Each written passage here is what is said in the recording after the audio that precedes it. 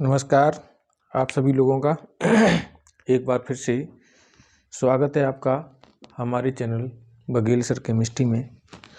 और आज हम अपने इस चैनल के माध्यम से आपको कक्षा 12 की रसायन विज्ञान का सभी बोर्डों का जो पाठ नंबर 14 है, हालांकि कहीं कहीं कुछ पाठ चेंज भी हो गए होंगे, तो वो है जैव अणु। और जैव अणु के बारे में हमने थोड़ा बहुत जानकारी पिछले वीडियो में भी बताई है। आज हम अपने इस वीडियो के माध्यम से इस टॉपिक का अगला पार्ट जो है वो है मोनोसैकेराइड्स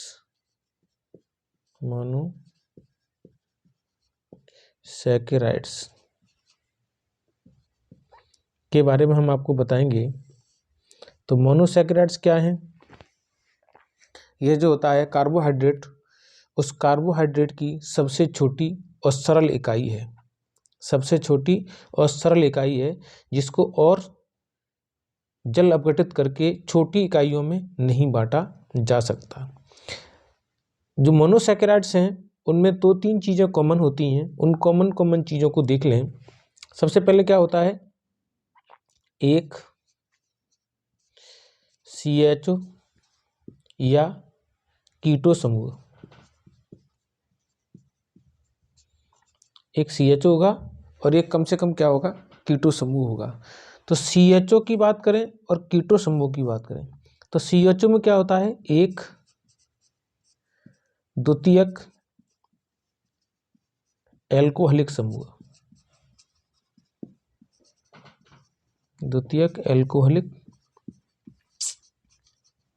होता है। और कम से कम एक, ये जो है इसको छोड़ करके ये जो चीजें हैं वो कम से कम होगी। और एक क्या होता है, एक प्राथमिक एल्कोहलिक समूह होता है, एल्कोहलिक समूह। ठीक है, तो ये हमारा क्या है, ऐसे व्युत्पन्न जो हैं जिसमें ये वाली घटना पाई जाती है उन्हें हम कहते हैं एल्डोज। क्या कहते हैं? क्योंकि एल्डिहाइड समूह से क्या होता है, एल्डो, और जो कार्बोहाइड्रेट होते हैं उसमें ओस लग जाता है, तो एल्डोस जो बनेगा वो हमारी एक शर्करा होगी। कीटो समूह के लिए बता दें तो कम से कम एक तो कीटो समूह होगा, ठीक, कम से कम दो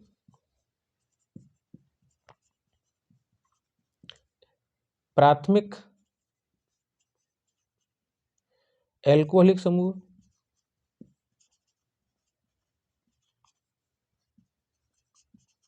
ठीक, और इसके बाद द्वितीयक एल्कोहलिक समूह होते हैं, एल्कोहलिक समूह होते हैं। तो ये हमारी क्या है, बेसिक जानकारी है छोटे से छोटे मोनोसैकेराइड्स की। तो अगर हम इन दोनों के डेरिवेटिव की बात करें तो इसमें क्या बताया है, कम से कम एक एल्डिहाइड समूह। तो हमने क्या लगा लिया, एक CHO समूह, कम से कम एक एल्डिहाइड समूह आ गया। इसके बाद एक क्या होगा, द्वितीयक समूह। तो द्वितीयक का मतलब है CHOH। एक प्राथमिक समूह होगा तो वो हो गया CH2OH। अब मैं आपको द्वितीयक और प्राथमिक के बारे में बता दूं।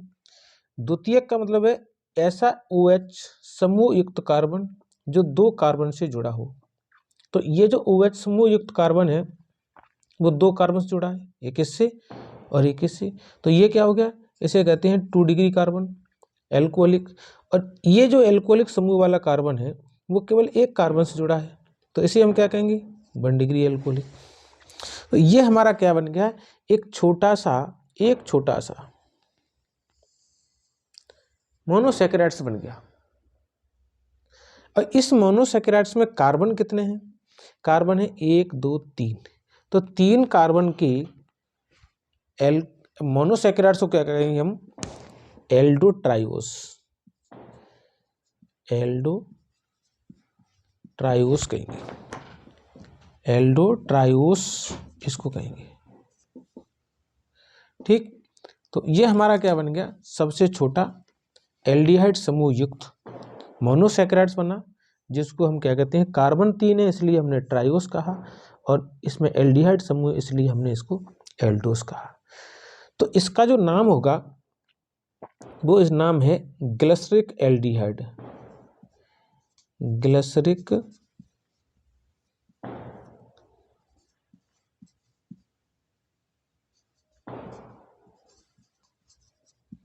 एल्डिहाइड।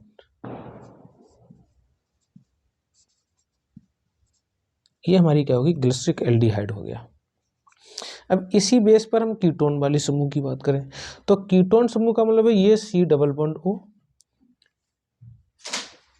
और कीटो पर क्या होते हैं भाई, दोनों और आपके एल्कोहलिक समूह होंगे, तो यहाँ हम क्या लगेंगे CH2 और OH, यहाँ भी लगा देंगे हम CH2 और OH।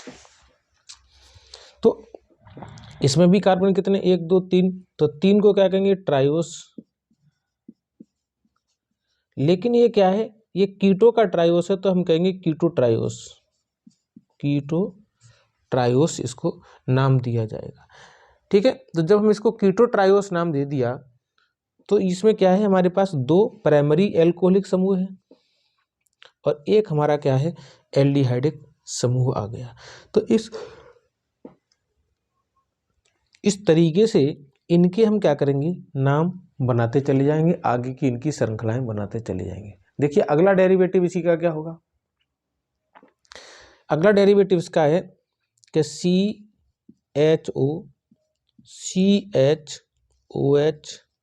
और CHOH और CH2OH। अभी इसमें कार्बन कितने थे, 1 2 3, इसमें कितने हो गए, 1 2 3 4 कार्बन हो गए। कीटो में क्या करेंगे हम, कीटो के लिए देखिए क्या लिखा हमने, CH2OH, C double bond O और CHOH, और अगला जो डेरिवेटिव बनेगा CH2OH। तो इसके अंदर क्या होगा, इसके अंदर हमारा एक 1 डिग्री नीचे, एक 2 डिग्री बीच में, और एक हमारा पास कीटो समूह। तो नामकरण की यदि बात करेंगे हम, तो इसका जो नामकरण है वो क्या बनेगा, ये तो हमारा एल्डो ही हो गया, और यहाँ कार्बन कितने, 1 2 3 4, तो हम 4 को क्या कहेंगे, टेट्रोस। क्या कहेंगे इसको हम, टेट्रोस कहेंगे। और यहाँ पर क्या है, यहाँ पर भी आपका आएगा कीटो टेट्रोस। ठीक है, तो जब हम कीटो टेट्रोस कहेंगे तो इनके नाम और हैं, इनके नाम के जैसे इनका विन्यास अगर अलग अलग लिया जाए, विन्यास में अभी आपको खोल के बता के दिखाऊंगा, जब इनके विन्यास अलग अलग लिए जाएंगे तब इनके नाम बनेंगे, क्या बनेगा, एरिथ्रोस। इनका नाम डेरिवेटिव होगा एरिथ्रोस, एक तो डेरिवेटिव भी हो सकता है। इसके 3 समावयवी हैं, ठीक है, इसके क्या होंगे, हमारे पास 3 समावयवी होंगे, और 3 समावयवों की जो हम स्ट्रक्चर है वो एरिथ्रोस के 3 समावयवी आपको बना के दिखाएंगे। ठीक है, तो 3 समावयवी की बात अगर हम करते हैं तो वो कौन कौन से 3 समावयवी बनेंगे, देखिए हम आपको यहीं बता देते हैं।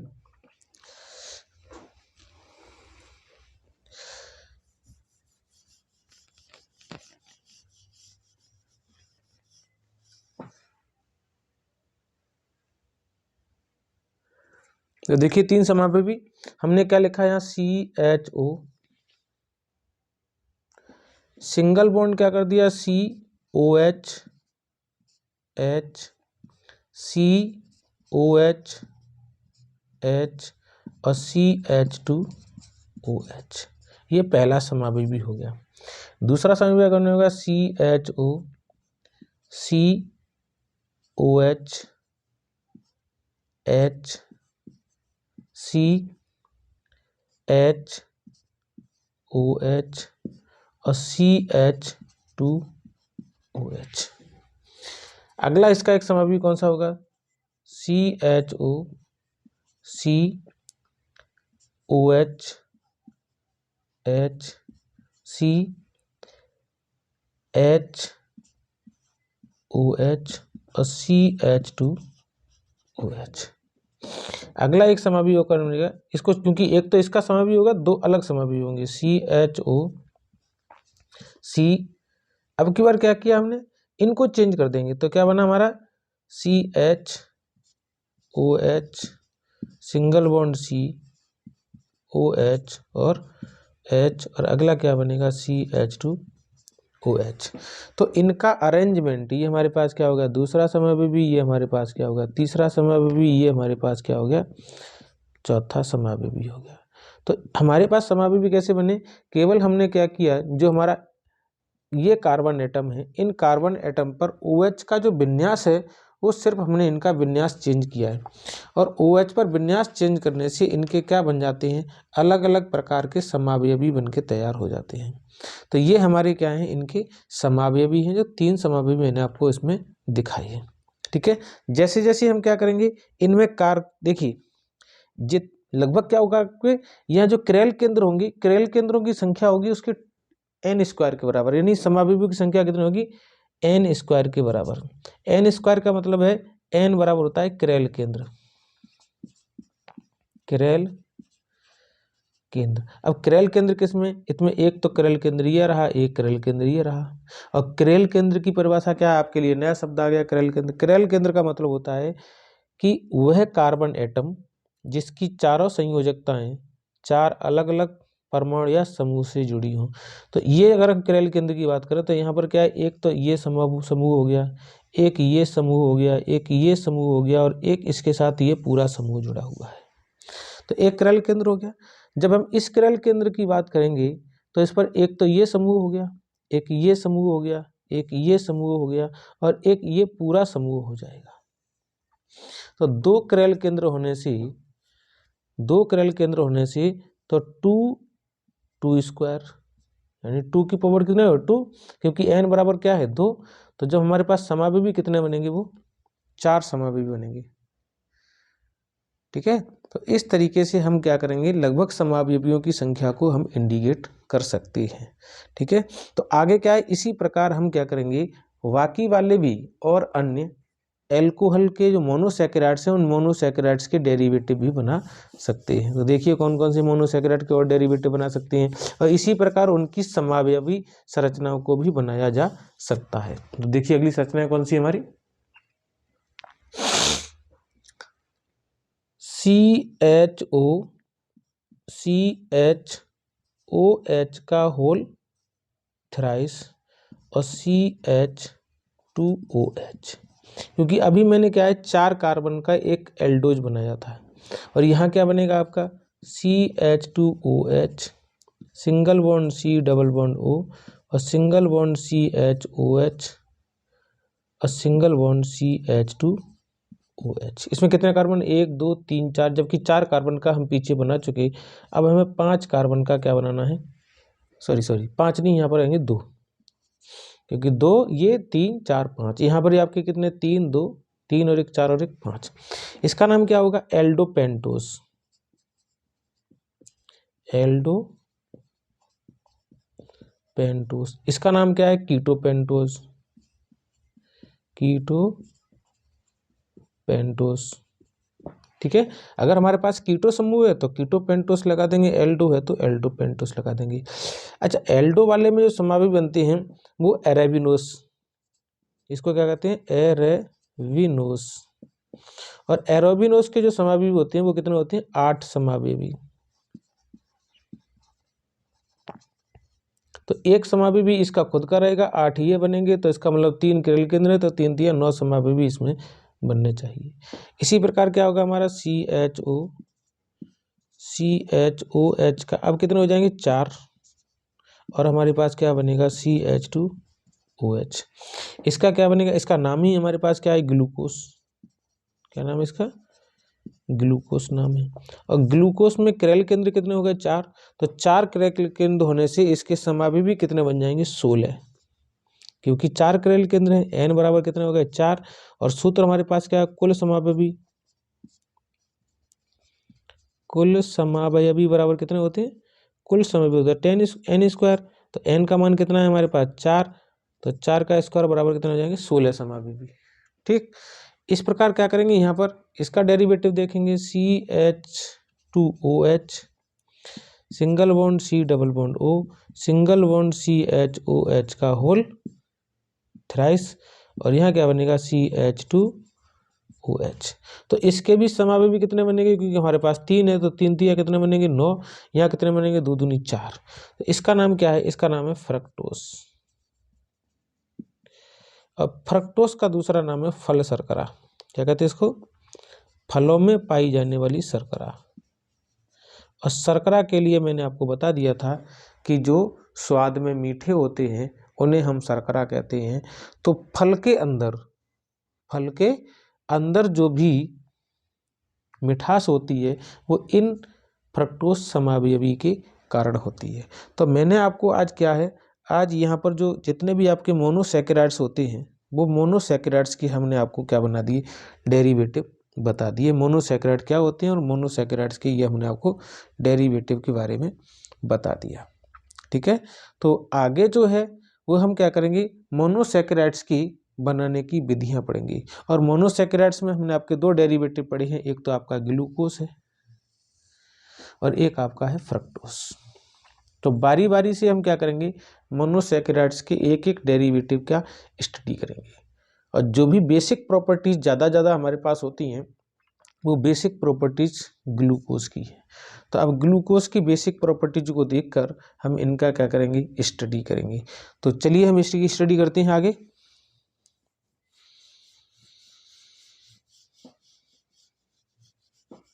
अब मोनोसैकेराइड्स का जो पहला डेरिवेटिव है वो है ग्लूकोज।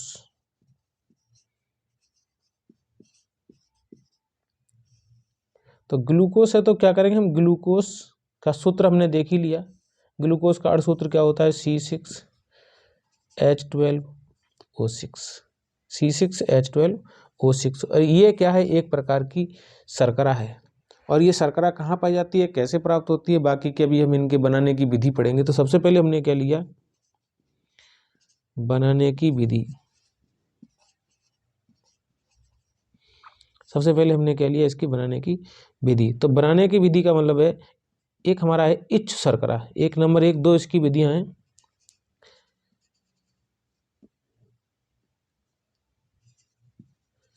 इच्छ शर्करा, इच्छ शर्करा मतलब होता है गन्ना।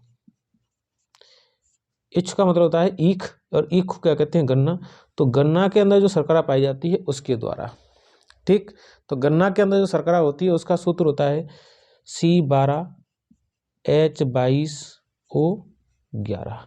और इसके अंदर पानी होता ही है, तो इसके अंदर ये शर्करा होती है। तो हम इसको क्या करेंगे, इस शर्करा का C12H22 और O11, इसका क्या कर देंगे हम, HOH कर देंगे, H2O, जल अपघटन कर देंगे। किसकी उपस्थिति में, अम्लीय माध्यम में इसका क्या करेंगे हम, जल अपघटन कर देंगे।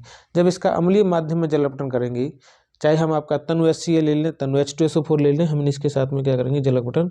तो क्या बनेगा, C6H12O6 प्लस C6H12 और O6। क्योंकि इसमें 2 प्रकार की शर्कराएं होती हैं, 2 प्रकार के मोनोसैकेराइड्स होते हैं। एक मोनोसैकेराइड्स का नाम है ग्लूकोज और दूसरे मोनोसैकेराइड का नाम है फ्रक्टोस। तो इस क्रिया द्वारा हम ग्लूकोज को भी बना सकते हैं और इस क्रिया द्वारा हम फ्रक्टोस को भी बना सकते हैं। तो ये ग्लूकोज और फ्रक्टोस दोनों के बनाने की क्या होगी, विधियां होगी। दूसरी विधि क्या है हमारी,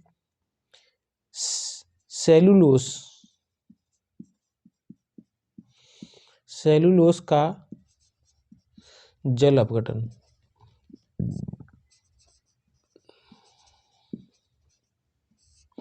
अब सेलुलोज का सूत्र क्या होता है, C6H10O5, इसका होता है होल N, प्लस हम क्या करेंगे, NH2O मॉलिक्यूल का क्या करेंगे, अपघटन कर देंगे। वो भी किसके मीडियम में, अम्लीय माध्यम में, ठीक।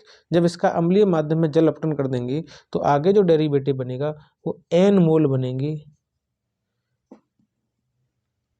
C6H12 और O6 के, अर्थात ग्लूकोज के N मॉलिक्यूल प्राप्त होंगे।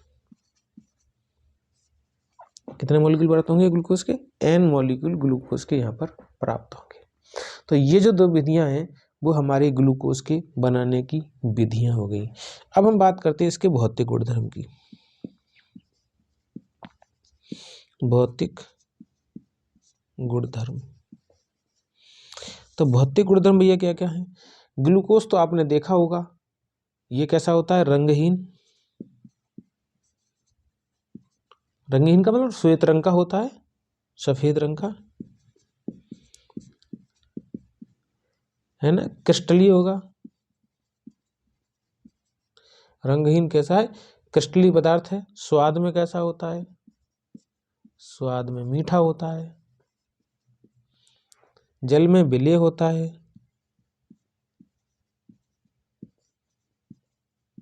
जल में कैसा होता है?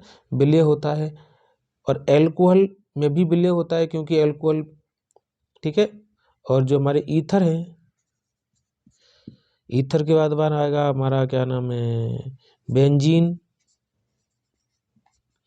अध्रुवीय विलायक, अध्रुवीय विलायक में अविलेय होता है। कैसा होता है? अध्रुवीय विलायक में अविलेय होता है। तो ये चीज़ें जो है वो विशेषकर आपकी जनरली चीज़ें हैं। तो जनरली चीज़ों के बारे में हम क्या करेंगे, इनको याद कर लेंगे। और बाकी का और भी अभी जो आपकी इनके अंदर प्रॉपर्टीज हैं, ये जो बेसिकली क्या होता है? ध्रुवण गुणक होता है। ध्रुवण गुणक। और ध्रुवण गुणक का जो गुणधर्म है ना, वो मैं अभी आपको अगले वीडियो में बताऊंगा। और इसका जो मतलब घूर्णन होता है वो परिवर्ती घूर्णन पाया जाता है। कैसा होता है? परिवर्ती ध्रुव घूर्णन। ये सभी बातें हम आगे अपने वीडियो के अंदर बताएंगे। तो ये हमारे क्या हुए? बेसिक भौतिक गुणधर्म, किसके? ग्लूकोज के बेसिक भौतिक गुणधर्म हुए। विशेषकर जो इसके अंदर प्रॉपर्टीज रहती है, वो प्रॉपर्टीज रहती है किसकी? रासायनिक गुणधर्म की। रासायनिक गुणधर्म बहुत पूछे जाते हैं, और रासायनिक गुणधर्म में क्या है? ट्रिक भी है। तो उन हम रासायनिक गुणधर्मों की बात अभी इसमें बताएंगे। अगले जो है मेन इंपॉर्टेंट जो रासायनिक गुणधर्म है वो आपको सिखाई जाएंगे। देखिए ध्यान से, आपको रासायनिक गुणधर्म पढ़ने हैं कि कौन कौन से इसके रासायनिक गुणधर्म होते हैं और क्या क्या उनके अंदर लॉजिक है। तो इनको हटा देते हैं। ये भौतिक गुणधर्म है। ये बनाने की विधियां भी आपने सीख ली यहाँ से, और भौतिक गुणधर्म भी सीख लिए। तो अगले हम आज तो इसमें, क्योंकि वीडियो हमारी थोड़ी लंबी हो रही है, अगले वीडियो में आप पढ़ेंगे रासायनिक गुणधर्म। तब तक के लिए हमारी वीडियो को देखें, लाइक शेयर सब्सक्राइब करें। जय हिंद, जय भारत।